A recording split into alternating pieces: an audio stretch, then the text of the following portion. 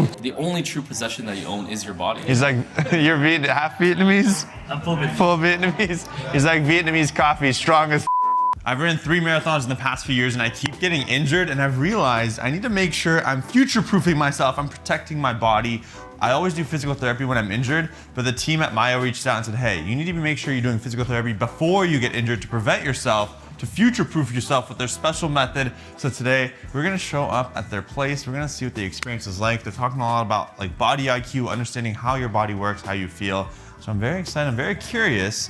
They just opened up here in New York City, and we're gonna get an experience from one of the founders and see if my body's okay, if I can keep running, because I got Berlin and Chicago in the fall, and we cannot get injured this year.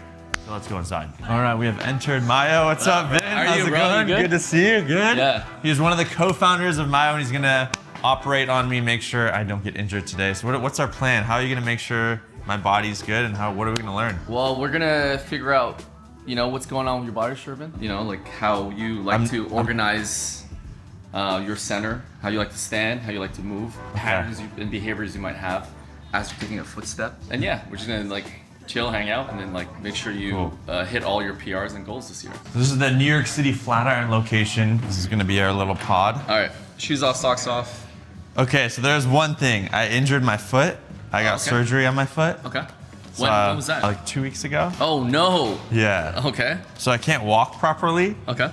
And I'll probably leave my socks on because I have bandage wraps. And Okay, if I that's take fine. them off, the bandage wraps might come off. That's fine. I don't have to walk too much without shoes on, right? No, you don't. You don't Okay, have to. okay. No, your foot. I have a massive hole in my foot. Seriously? Yeah. Oh my god. So I've been walking like this a little bit. It's fine? Yeah, we'll figure it out. Okay. All right. Shirt off, if that's cool. Shirt off. Show us. Let's have you stand right here. Okay. Yeah, and then face me. How good looking he is. His body in space. Oh, just when I just stand. Yeah, when you stand, just don't Okay. think about it. Shoulders a little higher on this side. Belly button to the left. Pelvis to the right. Do you ever notice that? That your pelvis is No. to the right and your belly button's to the left. Interesting. Right. So if I was to mimic you, No way. actually, this side. Which side's down? This side's down. This side's down. Boom. Good news is you're not gonna die. Okay. Yeah. Bad news is there's like there's Uh-oh. some torque going on in your spine, and we need to get that out, right? And then the sad thing is to be serious for a second. Yeah. Obviously you had foot surgery. Yeah. But what happened is it's gonna change your gait for a while. Yeah. Obviously when your foot is healed, you'll be able to put pressure on it. A lot of times people still retain a lot of those movement patterns. Yep. Right? And no one ever iPhone resets you. And essentially that's kind of what we do here at Myo. It's like we can essentially take care of like injuries and stuff like that. Yeah. But we also like reset your patterns in order for you not to have like chronic movement diseases in the future. Face forward. Good. Here, you can clearly see that. See if I'm here versus you can't see me here. No way. And then essentially this shoulder blade, I would like for it to be here. Really? Yeah. Not the end of the I world wonder again. if I've done shoulder press, like I get more pain on the right side or something. You do get pain on the right I think side? so. Yeah. Yeah, and that would make sense because your foundation is not like where it Okay. needs to be.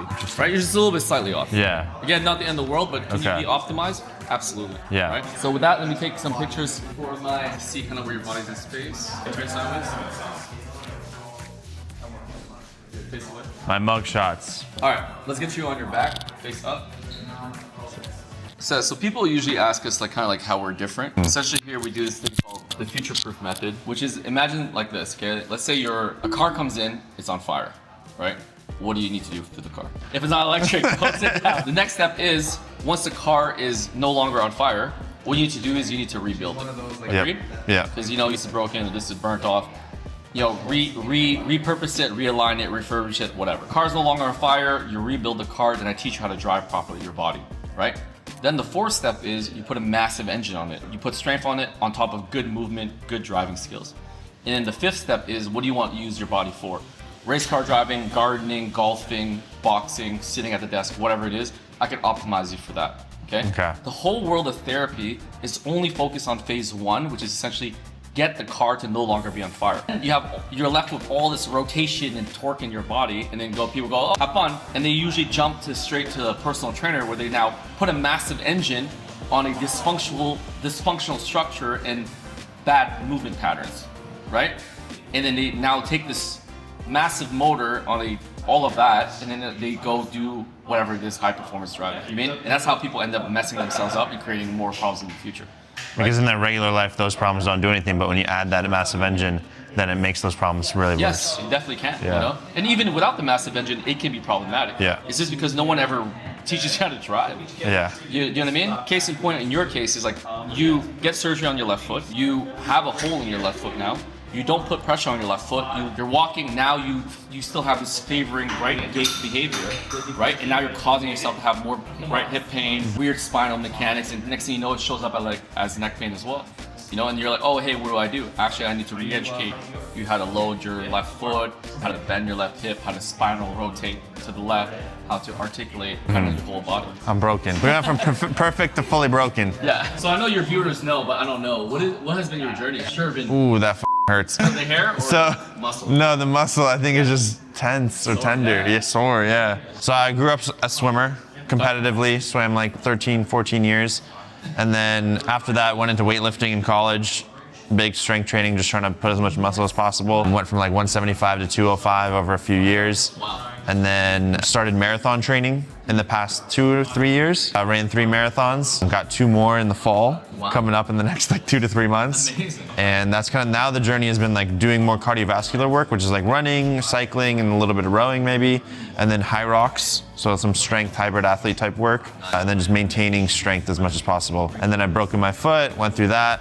So stopped running then, dealt with like pulled hamstrings. This is you're talking about your right foot. Yeah, right foot. I pulled both hamstrings like 6 months ago. Oh no. Racing an Olympian. I worked with like a doctor. Oof, my quads. Oh. Besides your foot injury, any past injury that you've had, like that was like more major, you'd say? Like lower back pain. I had like a year of like really bad lower back pain, but that's kind of gone away. I think I'm just trying to do more strength work. Ooh. What's a bit? Oh. How's that feel now? You like that? Yeah. Oh. A little tough though, right? Yeah. Tough. Yeah. You made it. Yeah. I think I do have a lot of muscle tightness and shin and calf issues maybe. Like shin splints. Oh fuck. He's like, you're half Vietnamese? I'm full Vietnamese. Full Vietnamese? He's like Vietnamese coffee, strong as Oh my God. How often do you get regular body work or maintenance? I want to do more of that. I just don't. Yeah. I like stretch here and there, but that's it. Yeah, why? What?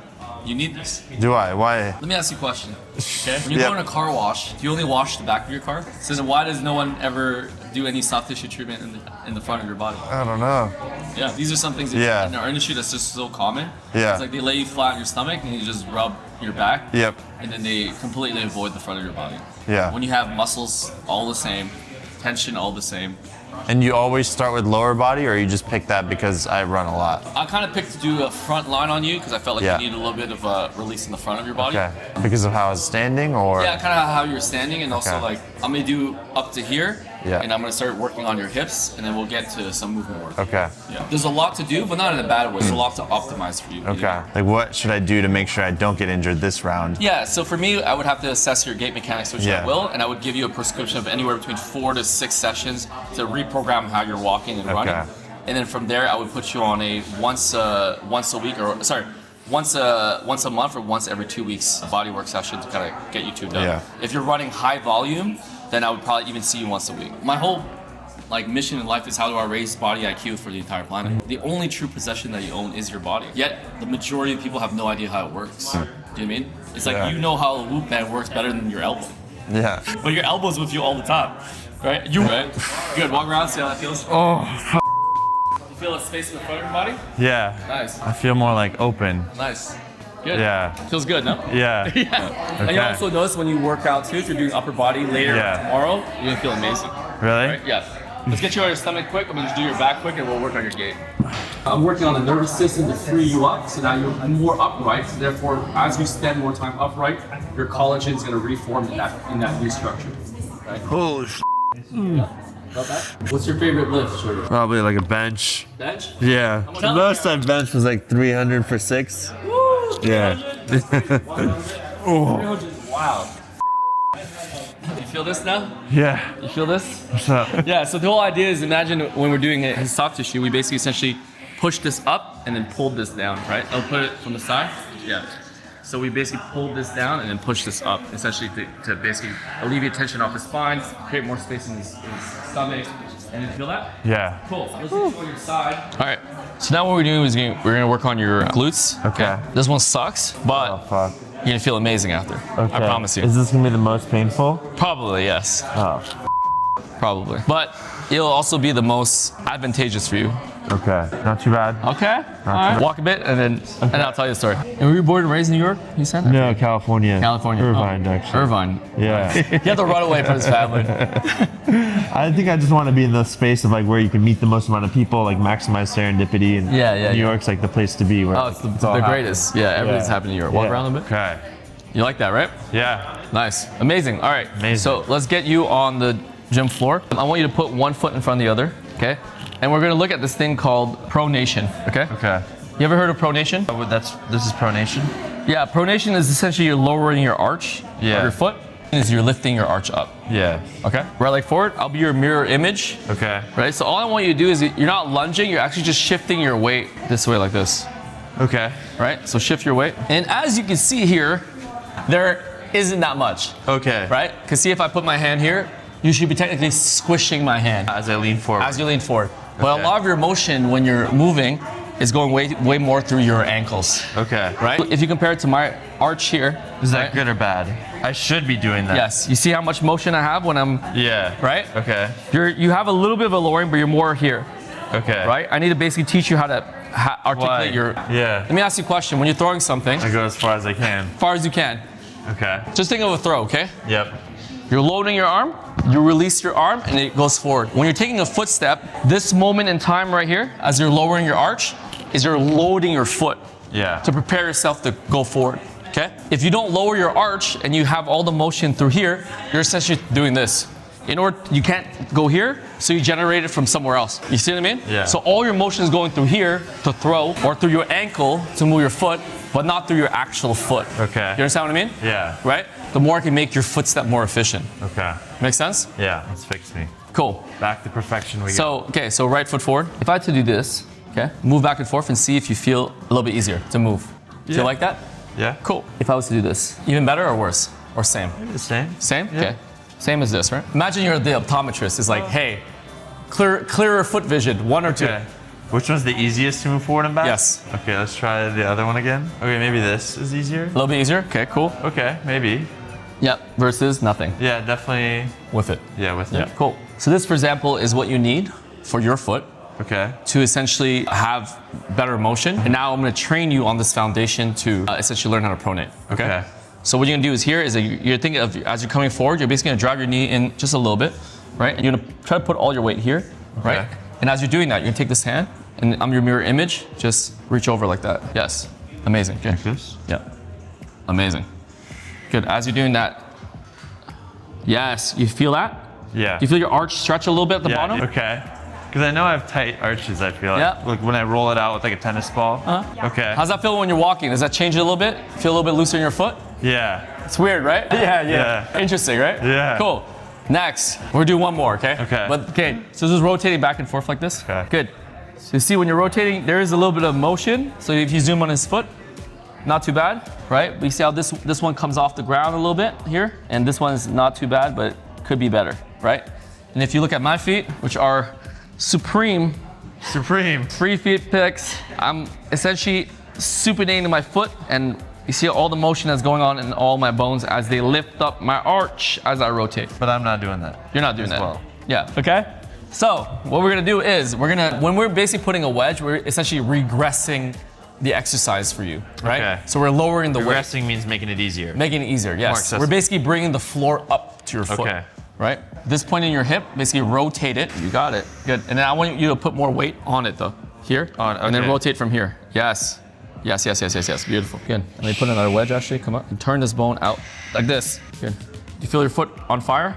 Yeah. Yeah, last one. Oh man. Tough, right? Good, walk it off. Okay. Good job. It feels like there's like a lot of tension when I'm doing the rotation, so it just feels like I'm activating something down there. Yeah, but when you're walking, you feel like a little bit more space in your foot, a little more bouncy. I think so, yeah. Cool. Feels like I can walk normal on this side. Yeah, good. Pulse your tilt a little bit. Your pelvis, yep. Now straighten out this leg. Beautiful, amazing. Good, and again. And you're gonna feel it, yes. You see how all these bones are lifting your arch up? I'm gonna hold this bone here, keep rotating your femur out. Okay. Rotate against me, go. Go, go, go, go. Straighten out your knee, go, go, go, go, go, go. Yes, amazing, good, and come back. Good, you feel a nice little stretch in your knee. Holy sh. Okay. Come back again. That's like strengthening my arch, or? Yeah, strengthening your arch for sure. And also, your knee should feel pretty loose and nice too. Yeah. Yeah. Okay. We forget how efficient our gait can be. Yeah. Right? We just never train it. You know, but once you start training it, imagine we just did like 5 to 10 minutes of this stuff. Imagine you're doing this every day. This should be essentially like you're brushing your feet every day, right? And then we teach you the exercises and you fine tune your gait cycle, and then 10,000 steps later, you're even better. 5-10 minutes a day. Every day would drastically change my gait. It would change your entire life. And why did you start with feet first for me? Or is that how you start with everybody, or is that just because I had a bad gait?